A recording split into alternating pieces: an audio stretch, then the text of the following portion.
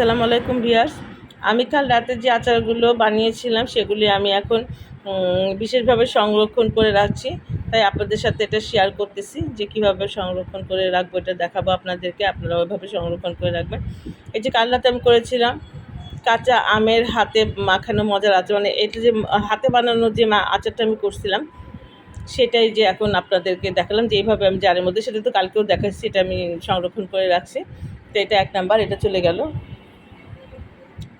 তারপর আমি রাতে করেছিলাম, এত তো আর দেখানো যায় না, রাতে করেছিলাম গুড় আমের রসুনের আচার বিশেষ মশলা দিয়ে। মানে এটা হলো কি, একটু গুড় দিয়ে রসালো রসালো করে এই আচারটা তৈরি করা হয়েছে। এটা খেতে খুবই মজা লাগে। আম গুড় দিয়ে আর বিশেষ একটা মশলা যোগে এটা আমি মানে বানাইছি আচারটা। এইভাবে সংরক্ষণ করছি। কেউ যদি আপনাদের মানে প্রয়োজন হয় আমার পেজে নক করলে আমি যতটুকু পরিমাণে চান ততটুকু পরিমাণে আমি দিয়ে দিতে পারবো। তারপরে আমি করেছি হলো এটা আমের মিক্সড আচার। এটার মধ্যে গুড় আছে, চিনি আছে, আম আছে, রসুন আছে, সব কিছু মিলাই এই আচারটা করছি, যার জন্য এটার নাম এটা আর কি আমের মিক্সড আচার। তো এটা এটা আপনাদের পছন্দ হলে আপনারা নিতে পারেন, আমের মিক্সড আচার। আচ্ছা, এটা শেষ। এখন যেটা দেখাবো সেটা হলো আমটাকে আগে একদম গ্রাইন্ডার দিয়ে ঝুরি করে নিছি, তার সাথে রসুন দিয়ে রসুন রসুন ও বিশেষ আমার যে মশলাগুলো আছে মশলা দিয়ে, বিশেষ করে বেসিক্যালি এটার মধ্যে আমি আমের ঝুরি ও রসুন একসাথে ব্যবহার করছি। এটা অসম্ভব মজা লাগে, এটার মজাটা অন্যরকম, তো নেক্সটটা দেখাই। এটাও একই আচার, 2 বয়ম করছি আমি। এটাও একই আচার, আমের ঝুরি ও রসুন সহযোগে দারুণ মজার আচার, খুবই মজা। এই আচারটা খেতে খুবই মজা, আপনারা যারা নেবেন খাবেন তাহলে বুঝবেন। এই যে আমি তার আগের দিন আপনাদেরকে ভিডিও দেখাইছিল যে অথই করছিল এই সসটা, অথই না মানে আমি সব কিছু দিয়ে দিয়েছিলাম, অথই করেছিল এই সসটা। তো এই সসটা আমি এই যে রাখলাম, এবং এটা আপনারা যদি বাইরেও রাখেন, ওই যে আবারও বলি, যদি হাত না লাগানো হয় তাহলে এই আচার 1-1.5 বছরের মধ্যে কিচ্ছু হবে না। তবে যারাই নেবেন তারা যদি একটু কষ্ট করে, আমি তো এত কাচের বয়ম সংরক্ষণ করতে পারি না, কাচের বয়ম দিয়ে করলে সেটার প্রাইসটা বেশি পড়ে যায়। তো তখন হয়তো মনে হবে যে এতটুকু আচারের দাম এত, কিন্তু ওই জন্যই আমি একটা প্লাস্টিকের জারে আপনাদের কাছে পৌঁছাচ্ছি।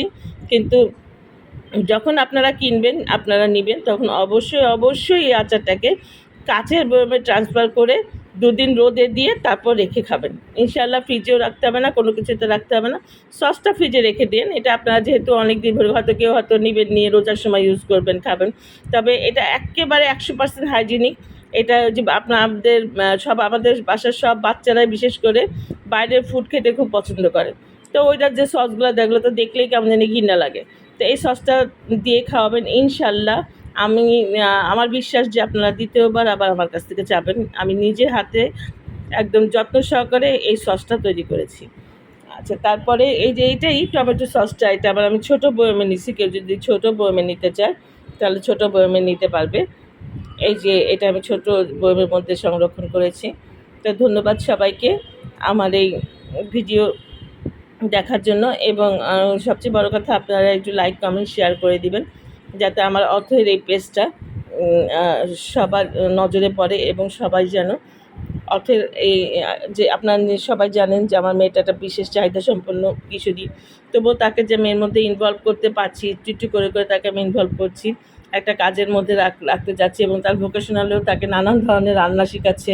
সে এখন পুরি, তারপর ওই সিঙ্গারা, এগুলা কিছু করে বানাতে পারছে। একবারে যে বানাতে পারছে তা না, কিন্তু কিছু করে এগুলো আচার, মানে এগুলো সে বানাতে পারছে, এবং সে খুব সস পছন্দ করে। বিশেষ করে বাসায় যেদিন নুডলস রান্না করা হয় সে সসের জন্য একদম পাগল হয়ে যায়, মা সস দাও, যার জন্য আমি সসের রেসিপিটা করেছি। তো আপনাদেরও যদি ভালো লাগে, বাচ্চাদের যদি হাইজিনিক জিনিস খাওয়াতে চান, তো অবশ্যই আমার পেজে নক করবেন। আপনারা নক করলে আমি হাতে করে দিব, তখনই করে দিব। আমার সব ম্যাটেরিয়াল স্টোর করা থাকে, আমি সেগুলো বললে আমি আপনারা যখন অর্ডার করবেন আমি তখন সঙ্গে সেটা বানাই আপনাদেরকে দিব। তো ধন্যবাদ সবাইকে। আমার এই পেজটা লাইক কমেন্ট শেয়ার করে দিবেন। অসংখ্য ধন্যবাদ। আসসালামু আলাইকুম।